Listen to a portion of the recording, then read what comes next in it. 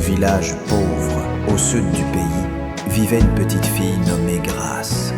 Elle était née d'une grossesse non désirée. Sa mère, rejetée par sa propre famille à cause de cette naissance hors mariage, reporta toute sa colère et sa honte sur l'enfant. Dès son plus jeune âge, Grace fut traitée comme un fardeau.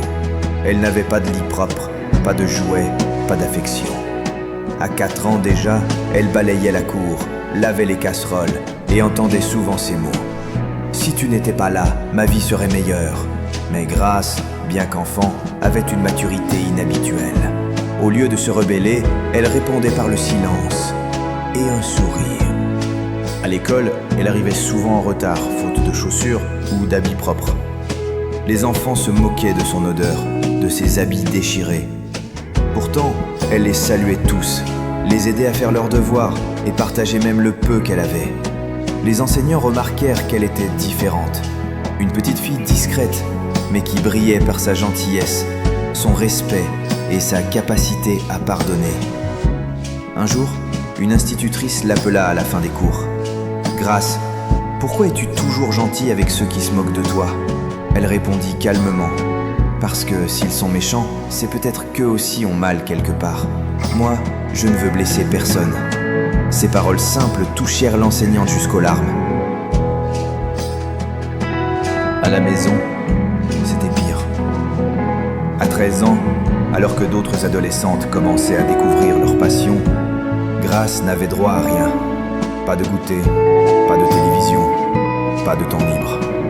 Elle faisait les courses, le ménage et parfois était battue pour des fautes qu'elle n'avait pas commises. Malgré tout, Grace priait. Chaque soir, à genoux dans un coin, elle murmurait « Seigneur, je ne comprends pas pourquoi je suis née dans cette maison, mais je crois que tu m'aimes. Ne me laisse pas devenir méchante à cause de ce que je vis. » À 19 ans, Grace quitta le village pour chercher du travail dans la capitale.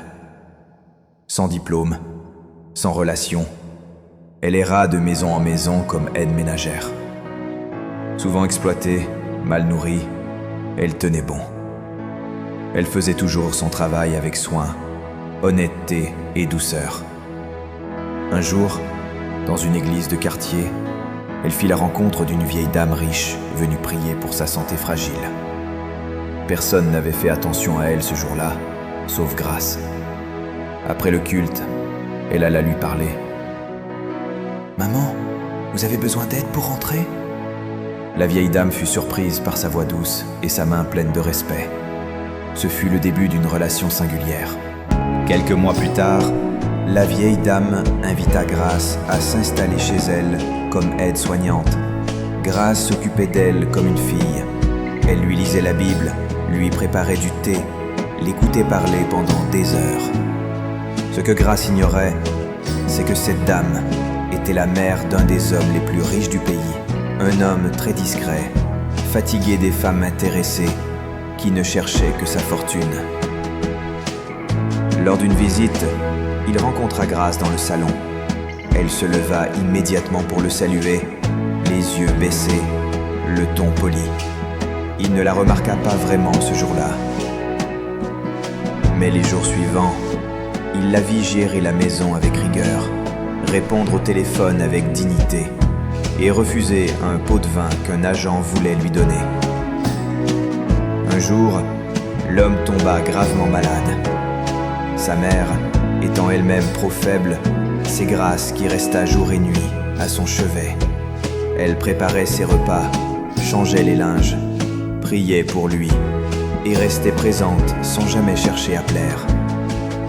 C'est à ce moment-là que l'homme ouvrit les yeux et la vit, vraiment. Il vit une femme qui ne triche pas, qui ne joue pas un rôle, une femme rare.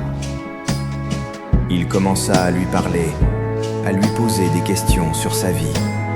Elle répondit sans se plaindre, sans se victimiser, juste avec calme, dignité et foi. Des semaines plus tard, il dit à sa mère « Maman, je crois que j'ai trouvé ce que je cherche. Pas une femme belle selon les standards du monde, mais une femme vraie. une femme solide. Grâce. La vieille dame sourit. Elle l'avait vu venir. Le mariage de Grâce avec ce milliardaire fut un choc pour le pays. Les médias fouillaient son passé. Certains se moquaient, elle n'est pas du même rang social. Mais d'autres disaient, on sent que c'est une femme de prière. Elle a du caractère, elle est digne. Grâce ne changea pas. Elle resta humble, respectueuse, généreuse. Elle créa des fondations pour aider les jeunes filles délaissées. Elle visitait des orphelinats, elle parlait aux jeunes femmes. La beauté peut attirer un regard, mais le caractère attire une destinée. Ce que tu vis aujourd'hui ne définit pas ce que tu deviendras demain. Ce n'est pas ton niveau social, ta couleur de peau, ni ton passé qui décide de ton avenir. Mais ton cœur, ton attitude et ta fidélité dans les petites choses. Sois comme Grâce, travaille bien même quand personne ne regarde. Aime sans chercher de retour, et un jour, la lumière viendra te chercher.